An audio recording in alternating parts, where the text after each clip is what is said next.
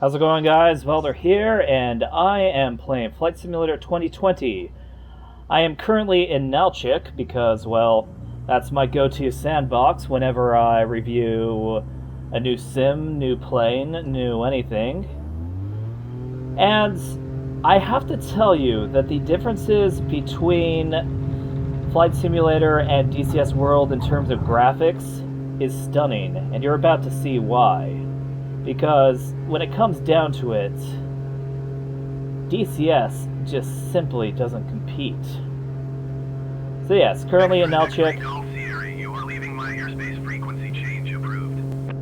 and you're always going to have the annoying air traffic controller talking to you, but that's not too big of an issue. Needless to say, welcome to Nalchik.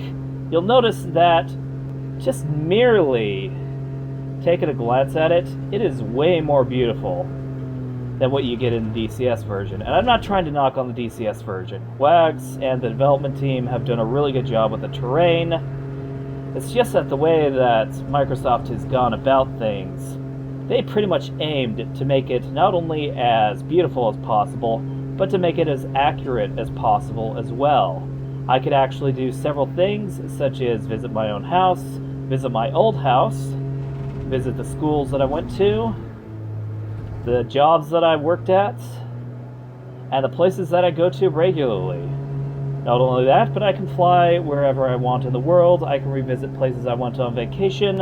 I can go to new places that I didn't know. And in fact, I could go into restricted areas such as North Korea or Western Sahara. I do believe that there is a borderline that nobody outside of it can cross because it's owned by, I don't know, someone from Morocco could probably tell me. But either way, yeah, I'm going to be doing a few stunts, terrorizing the poor civilians of Nalchik. But yeah, this is absolutely crazy, stunning, beautiful. Not much that I can really say about that. But yeah, I always wondered what Nalchik was like whenever I started with DCS World. I was also very curious because in the original Flight Simulator 10, it portrayed it as a bigger city than what DCS World portrayed it as. So it is something to take into consideration. Plus, if you notice that all these different assets, you can tell that they are base standard assets. However, some things do stick out. For example, you notice that you have these old classic style Soviet apartment blocks. Those things are placed there intentionally by Microsoft for the Flight Simulator. And this is something that you'd probably find in Moscow, you would probably find in Romania, Belarus, Serbia, but you probably wouldn't find it in, say, Seattle or Boise or anything like that. And don't mind me, I'm just stalling a little bit. Also, this is kind of worth mentioning that it is pre-recorded. Truth be told, it has been hot as fuck in California. But, you know, thankfully the heat wave, at least in my area, has subsided, and now we're just dealing with an August. That's all I gotta say about it. August in California is always really warm, so I try my best to make sure that there's no ambient noise, make sure that no air conditioner or fan is getting in the way, because when that happens, yes, I almost crashed. Anyway, so when that happens, it really tanks the sound quality or the voice quality, so I try to avoid that as much as possible. But either way, yeah, this is pretty crazy. So, without further ado, let's go ahead and take another look at something. Let's go to a place that, well, I'm sure has been touched, but I haven't seen any videos of it. My hometown. Alright, so here we are at Salt Lake City International Airport. Salt Lake City used to be my hometown. If you ever notice through my catalog and library, I kind of fly out of this airport quite a bit, and that's mainly because I am familiar with it. However, no simulator has ever really simulated my city. In fact, the closest thing in terms of video games that my city got in terms of accuracy was probably The Last of Us. So, what can I really say? But yeah, just adjusting the fuel mixture in the Cessna 172, and we'll be taking off. Alright, so this one is going to be where essentially, I'm not following the rules of the sky when doing this video. Now, there is a multiplayer available and a VAT sim available for Flight Simulator 10, and from what I heard, they take this very seriously. I have to look it up, and once I do, I'm going to take a look and see. Maybe then I can, behave appropriately in these flight sims. Because when it comes to air traffic control, if there's a multiplayer that takes air traffic control seriously, then I respect that. No point in burning bridges, getting on other people's skin, or anything like that. But here's something you would never do. So, the thing is that Flight Simulator has, or not Flight Simulator, but Salt Lake International has 4 runways. 3 of them big, where big jets fly. I mean, I'm kind of mixing my words here. But normally, when you fly out of here, you will cross the numbers over the runway. I'm actually cutting across over, and that's something that air traffic control never allows. But all things considered, since there's no plane out here aside from mine, I'm just going to, do what I feel is necessary to show you my hometown or anything like this. So, a few things first is that you'll notice that in this game there are several inaccuracies, several bugs. Like, you'll see buildings on streets. This is the general aviation side of the airport, and it looks nothing like the real-life counterpart. So, obviously the sceneries that you get, they really do emphasize a few things. If you don't get the sceneries, or the sceneries are not available, such as in Salt Lake's case, you're gonna get stuff like this. Also, for some reason, you'll get random trees on the ground. So, as much as I want to praise the graphics, you will quickly learn that there are some things in the map that will ruin the immersion. So, either way, let's go ahead and continue with the tour. So, what I'm about to fly over is Interstate 15. It connects, starts from San Diego, goes all the way to Montana, and eventually into Manitoba, Canada, or Canadian border, then it changes. So yeah, that's the freeway. Otherwise, the road that you see with the red center, that is North Temple. So North Temple, the reason why it has that red square is that that's where you have the mass transit, where you have the trains going. So they reserve space for that. I love that they detail that in, but that is a satellite version.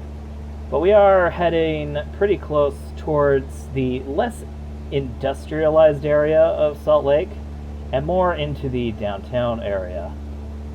So yeah, this is generally North Salt Lake. Interesting neighborhoods right here. I believe, and correct me if I'm wrong, I believe this is Rose Park. It's been a while. I no longer live in Utah, but, something to take into consideration. But yeah, so what am I absolutely hate when these guys interrupt me, Salt but Lake Tower, yeah. Cessna Alpha Sierra X-ray Golf Sierra frequency change. Blah blah blah, wah wah wah wah. Alright, so the biggest selling point obviously is the fact that things look very realistic. Now, the buildings are definitely auto-generated, and they put in a lot of effort to make sure that they are. Some of them are real landmarks, such as the buildings that you see there. Those are real landmarks that Those are real skyscrapers that you would see in Salt Lake, obviously. So the biggest selling point is in fact the graphics, is in fact the terrain, and the aircraft interiors are also looking pretty gorgeous. However, one of the things that may or may not be nitpicky is that DCS kind of has them outmatched in that regard. See, notice how this Cessna aircraft is completely clean. This looks like a brand new aircraft that just rolled off the Wichita factory. 99% of the airplanes are not going to be in this pristine condition. DCS, on the other hand, will have cockpits that show like subtle wear and tear, where people have been good enough to take care of their cockpits, but you can obviously tell that they are used. So, yeah, that's always something that I noticed, and it is something that a YouTuber by the name of Lauby pointed out. Also, you'll see buildings pop in, like, for example, you have this random building in the end zone of the stadium, but you'll see several things, such as that dome. That dome really belongs there, which is, I forgot what it is, I believe it's an auditorium for the University of Utah. I'm getting a lot of maybes and possiblies and whatnot, but yeah, generally in this area, it's pretty much heavily part of the University of Utah. Over here, I believe those are dorms. If not, they are apartments. There's some medical centers here, classes, stuff like that. And then we start heading south, and we get into the... Well, actually, no, the avenues are a little bit north up here. But the thing is that on the east side of Salt Lake, you notice that there are a lot of houses that are built on the mountains. That is not a glitch in any way, shape, or form. These houses are, in fact, on the mountains. In fact, some of them are so high into the mountains where the angle is so steep that half the house is actually inside the mountain itself. You might also be noticing that there are a bunch of freezes. That is because Flight Simulator 2020 is very, and I mean very, CPU intensive. For some reason, I believe it's loading. I checked with the task manager. My video card on these settings seems to work really well.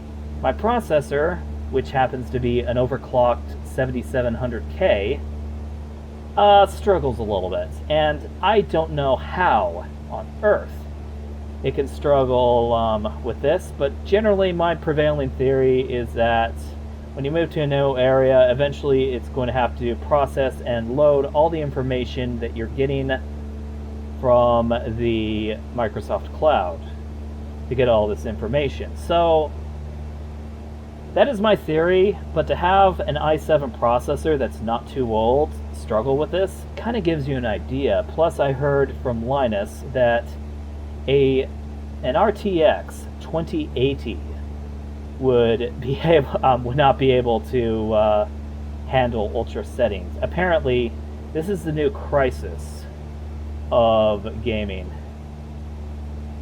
as to say. Anyway, regardless, we are heading towards this place called the Cove, and this is where I used to live. In fact, my high school is right there, past the hiccup. I see the baseball field, I see the football field, and some weird houses right there. The courtyard, surprisingly, that high school is appropriately modeled. Over there is a strip mall with a grocery store. Those multi-story buildings are not supposed to be there. So, I don't know what the deal is with that, but generally there's a bit of randomization auto-gen that still prevails. But yeah, this is my old neighborhood. This is a junior high. It is inaccurate because there is no way you're going to get a six-story school in Utah. Because I do believe that fire regulations prevent a school from going past 3 stories, I want to say. Just a fun little fact. But yeah, so the road that you have off to the left, that is called Wasatch Boulevard. Not the freeway, that would be the 215. But the road that's hugging the mountain, that is... yeah, that is Wasatch Boulevard. So yeah, this is essentially, Salt Lake City in a nutshell. I mean, it's a fairly big city. I mean, biggest city that you're going to have up until you get into, until you get up into, let's say, Canada. It is the second biggest city, I believe, in the entire mountain time zone. First, obviously, being Denver. But so far, yeah, there's not a whole lot I can say, though off to my right you will start to see some interesting buildings. See, over here, this is where all the rich people live, so you get to see a lot of mansions. But, yeah. More so than that, I am going to swing by, and I am going to land back at the airport. So I will see you guys there.